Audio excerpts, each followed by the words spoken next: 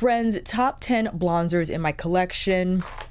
Doesn't look like 10, but we have honorable mentions in this tray. I actually filmed this once, but had to refilm again because once I started thinking about the shades I omitted from this list and really dove into what I felt a bronzer should be in my opinion, which I will establish before presenting my list, there were some corrections I needed to make, and I wanted to come back on here. And a huge shout out to Mariam, as she was the impetus for me in redoing this video, because she was so kind to share comparison swatches between YSL's Nocturnal Nude, which I have my eye on, and her other terracotta shades from her collection. And when I saw these blushes, I was like, okay, I need to redo this list. So that was a good rehearsal, Alicia. Now we're going to move on to take 2, and we have a new top 10 list with honorable mentions because I cannot omit some of these other blush products from this list, especially in case you were wondering, what about this shade? What about that shade? In my opinion, what is a bronzer? And why don't we ask ChatGPT? Bronzer is a hybrid word, a blend of blush and bronzer. It refers to a makeup product that combines the warmth and sculpting qualities of a bronzer with the color and radiance of a blush. A bronzer gives a sun-kissed glow of a bronzer and the flush of color of a blush in one step. Now, one could argue what is that flush of color? To me, the ideal flush of color on the blush spectrum that makes a bronzer, in my opinion, is for it to be a little more red tone. You could argue it could be more berry tone, rose tone, peachy tone, and that's why I have these in-between nuance shades on deck, because I completely understand where you would think this shade or that shade is more of a bronzer. For my skin tone, I consider myself to be medium tan depending on the season. A bronzer for me is definitely a product that gives me that sculpted tan effect, but with that blush effect as well on the center of my face. I could use that one product to achieve that look from cheekbone or hollows of cheek to center of face, even throw it on the eyes, create that monochromatic, sun-kissed, hashtag beautifully burnt look on the face. And that's how I was able to curate this list. Again, it was tough because I have so many favorites and can make many arguments for why I feel that shade or this shade should be on the list. And these are not in tier order. These are just my top 10. So the way I'm presenting them is not necessarily reflecting my favoritism or what I think is the best from the others. These are just my favorites, because if I had to do that, I would not be able to make this video. But we have to kick off this list with, I think, the shade, the product that started it all, my obsession with anything terracotta. That has to be Mother's Divine Blush in Paradise Venus. Paradise Venus for me is, yes, a quintessential terracotta shade, but what I would consider to be a bronzer shade. Now, you could argue that's a little too red, Alicia, to be considered bronzing in nature, but the ruddiness in the undertone, I think, delivers that sculpting effect, and that reddish hue is just perfectly sun-kissed for me. And it's not as vibrant as you think, especially when we move on to the other swatches. It's actually quite muted. And this leads me to the honorable mention. Even though it is not officially on the list, I still wanted to mention it because, you know, you could say that the Divine Blush Duo in Paradise Glow is more of a bronzer shade because it is more muted. This is considered to be more of like a peachy tone of a terracotta, right? Is a little lighter, a little more muted, and you can see that peachiness in the undertone that might be more appealing to some. With the presence of the more beige shade here in the duo, you have that adjustment in the color richness and the intensity, and I 100% recognize how one could prefer a Paradise Glow over Paradise Venus. Paradise Venus for me though, like, this does not play. It's just high delivery of color, beautifully demi matte on the skin. Both the single and the duo pans are demi matte, where they're not completely matte, not completely satin. There's more of a natural finish on the blend. Exceptional products, and I couldn't leave these out. I mean, you know what I'm saying? And the third honorable mention under the Pat McGrath Labs category, I wanted to also include her Divine Blush Glow Color Balm in Sun-Kissed Seduction. This is considered to be a warm sienna shade. It is a cream product, but the warm sienna definitely, in my opinion, has that bronzer vibe. But because it's not on the official list, I picked another blush stick that I feel fits the bronzer category or description more accurately. I still wanted to mention it because it is a lovely color to wear over the summertime. That glassy finish on the skin naturally leaves behind that highlight effect due to the nature of the product. And again, the warm sienna description nails it, right? It has a little bit of that red tone, but it's not vibrantly red. It's more of a muted type of a shade, and you can see the influence of that kind of brown in there. It is exceptional. Again, just had to include it on the list because, you know, someone else might think Sun-Kissed Seduction is a far better bronzer than Paradise Venus. I hear you, friend, and that's why I wanted to include all of these, because we're gonna have great conversations down below in the comments. Official number 2 on the bronzer top 10 list, no other than the Danessa Myricks Yummy Skin Blurring Balm Flushed in Jubilee. You're like, what about Creme Brulee and Spice Latte? I have those on standby. The reason why I'm giving it to Jubilee is because I feel, in my opinion, this is a truer representation of a bronzer shade because of that red tone. That sun-kissed red tone is crucial for me in considering any of these to be on the list, and that moves us into, again, Spice Latte. Spice Latte on the product page is described to be as a warm brown. Now, you're like, that's more bronzer to me. You're right. The reason why I gave it to Jubilee is because of the presence of the red. This on me looks more like of a clay warm pink, which could be bronzer. I absolutely get it. I understand. But Jubilee for me is just so beautiful when blended out. And heck, I could combine both, all right? There are no rules here. I'm just being a stickler, okay, for more of the red tone present. But, you know, I'm looking at the swatches now.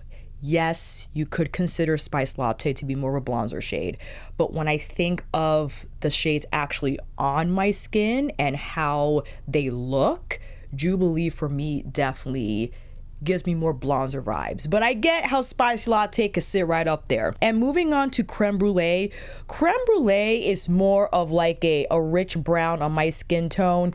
It's not going to have the same effect as Jubilee or even Spice Latte, right? This is going to be more of like a bronzer on me with a little bit of red, but not quite enough for me to feel comfortable in applying it on the center of my face. This is going to rest more into the hollows, in my opinion, and have a far more robust sculpting bronzer effect than the previous two. Number 3. This is one of my favorite categories because we're moving into Suqqu, and although I included Suqqu on my original top 10 list, I went back because Miriam had mentioned 08 from the Melting Blush line, Tomoshibi. Tomoshibi has to be one of the most beautifully formulated shades in my entire collection in life. But then I started rummaging through all of my Suqqu blushes. That took a while, and decided not to give it to Tomoshibi. I know, how dare I? I will still 100% swatch Tomoshibi, but I wanted to first present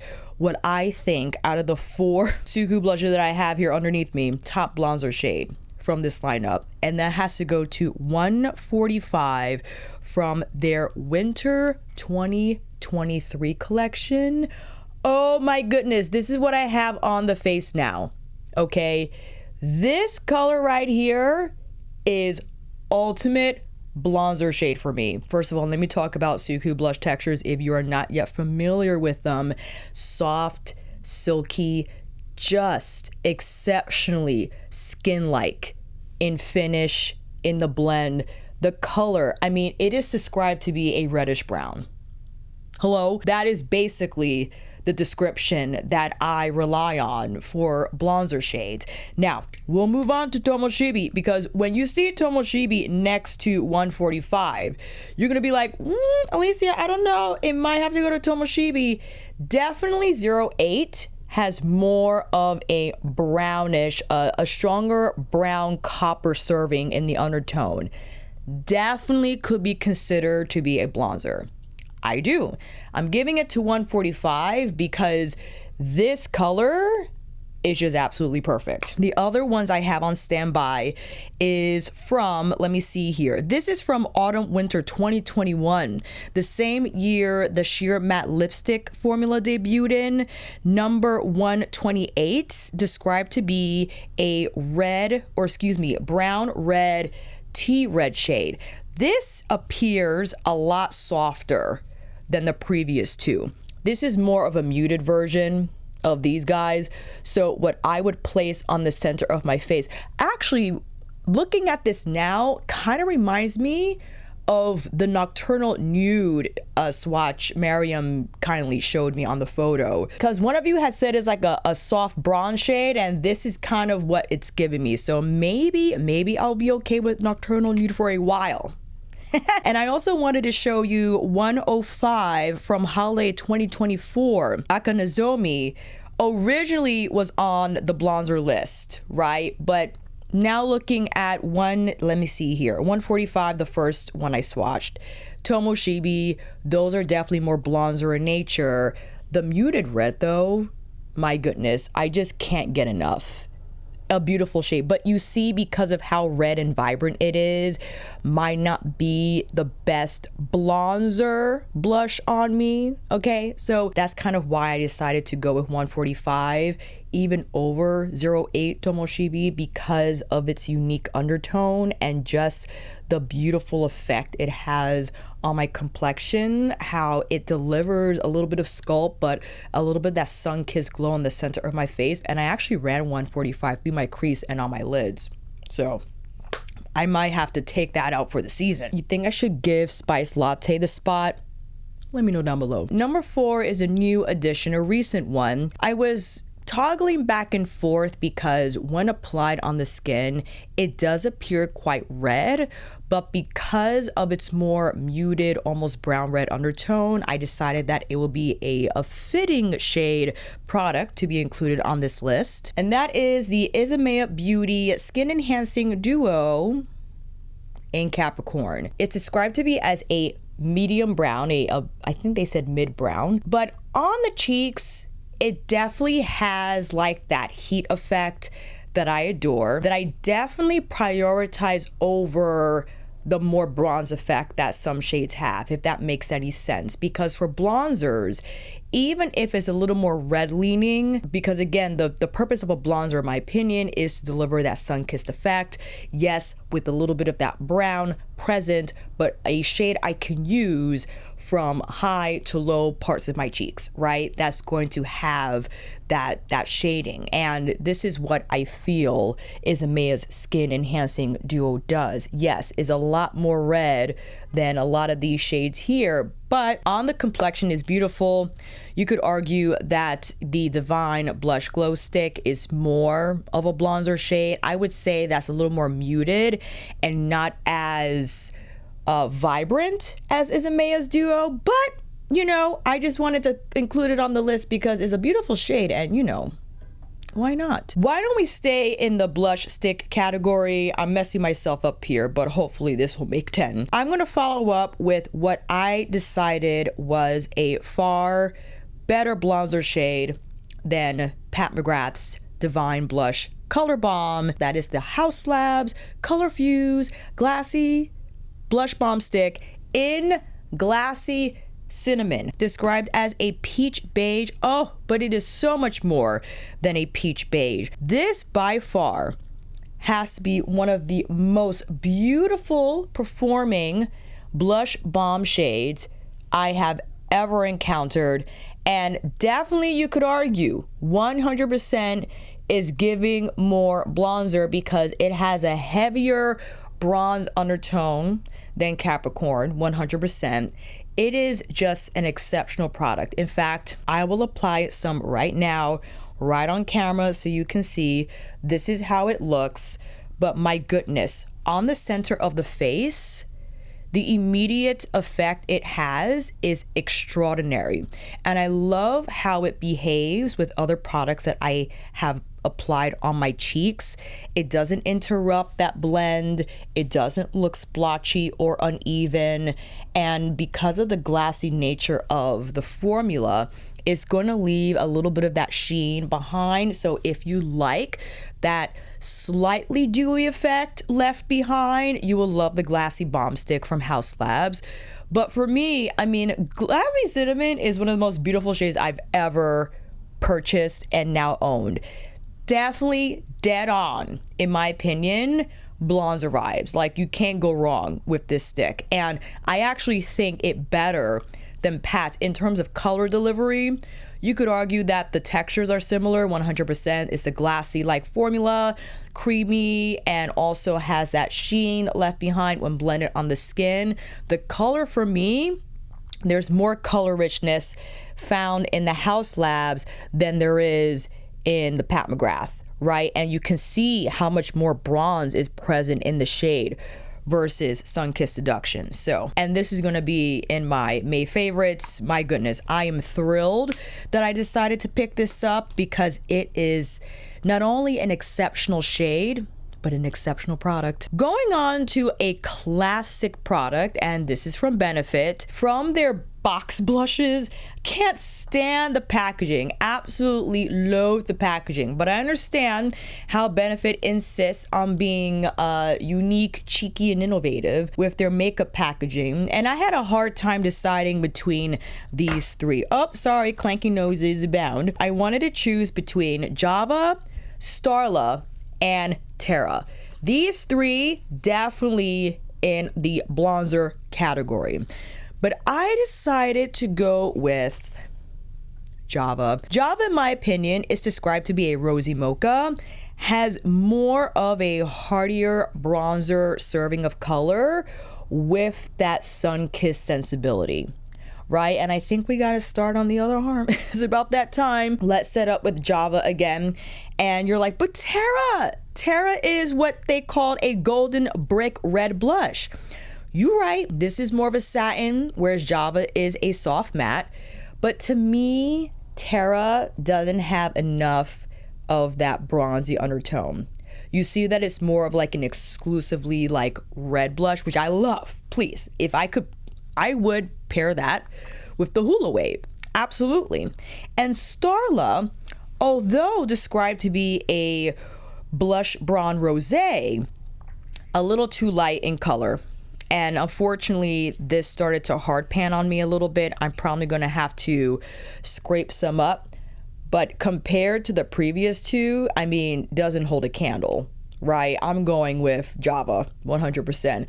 This for me is going to be like a blush light on my complexion if I wanted a little, just a little serving of something. But for that Blonzer effect, I gotta go with Java. And I gotta hand it to Benefit. Their Silky powder blush formula is great, fantastic. And when they did that revamp for their entire blush line and introducing more shades and whatnot, more finishes, I had to grab these 100%. And Java for me is just beautiful. This is actually the blush I applied for my first take of the top 10 Blonzer video, and I quite love how it looks, and we'll be using it again this season. Next, we have a surprising addition, is the Victoria Beckham Beauty Cheeky Posh Blush Stick in mini skirt. This took me by surprise because when I saw this online when ordering, and read the description of it being a berry rose, I didn't predict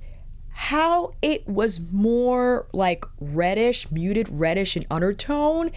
Definitely you could see the rose and you could see the influence of the berry, but when paired with these other shades, it's kind of giving Blonzer. I know, I'm crazy and how dare I, but I took a chance and included this color on the list because if I were to compare it to the color fuse, right? This is the color fuse right underneath.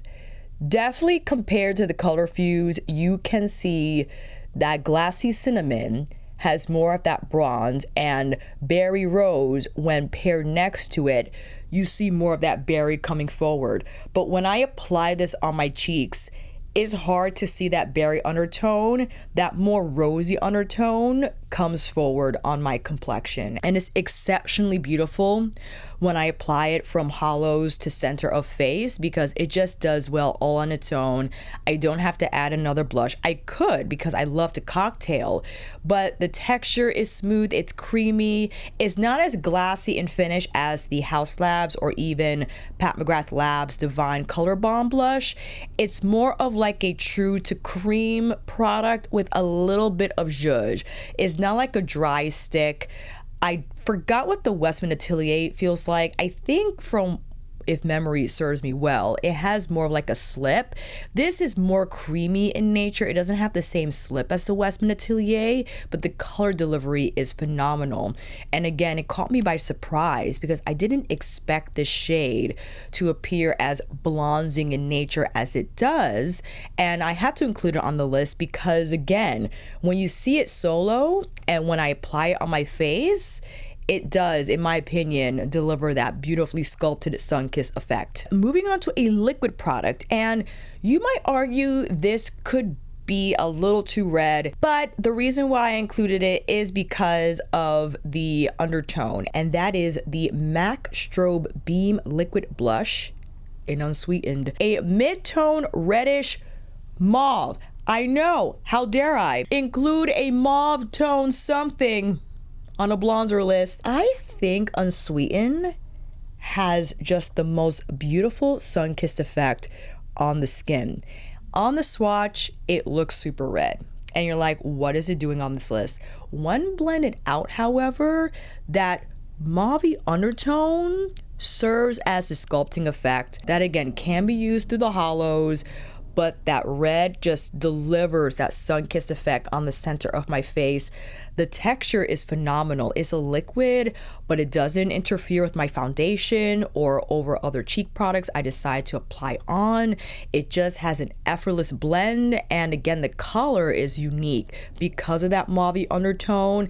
I know it might not sound like a traditional bronzer, but what matters more is how it looks on the skin. And when I apply this on the face, and everything I mentioned on this list, I will make sure to create a corresponding top 10 bronzer playlist with timestamps under each video, so you can just go directly to that product demo if you want to see these shades in action. The reason why I didn't do it on this video, because it would have taken me forever. My poor skin would have been like, please help me with all the removing and the applying. But we do have demos if you want to see these shades, these products in action.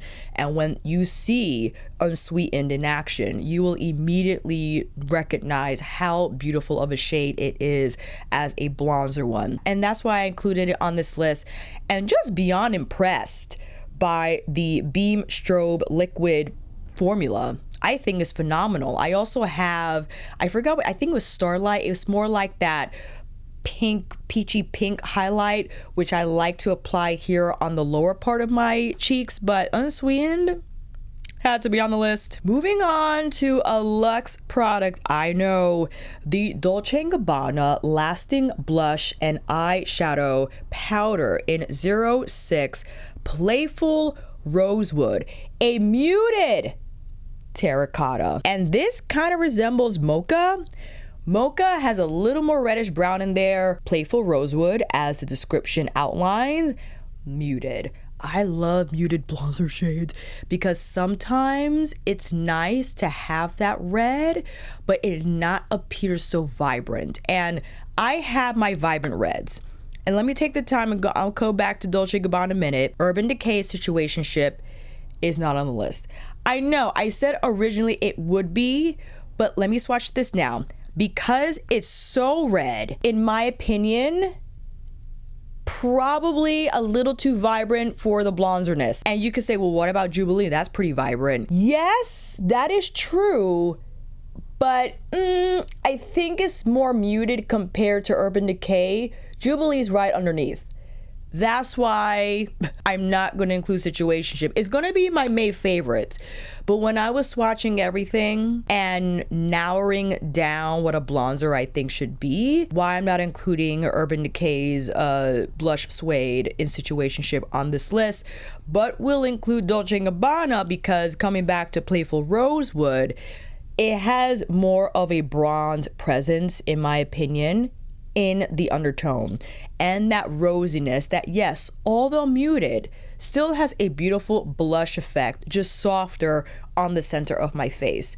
And like the name says, I can place this, or excuse me, apply it on my eyes, and the immediate monochromatic effect that delivers, number 6, is just remarkable. I love it. Formula-wise, my gosh, the Dolce & Gabbana powder is finely milled, feels like silk, beautiful pickup on the softer powder side, and just immediate on the application. The color delivery is there, and the softness of the powder easily moves across the face.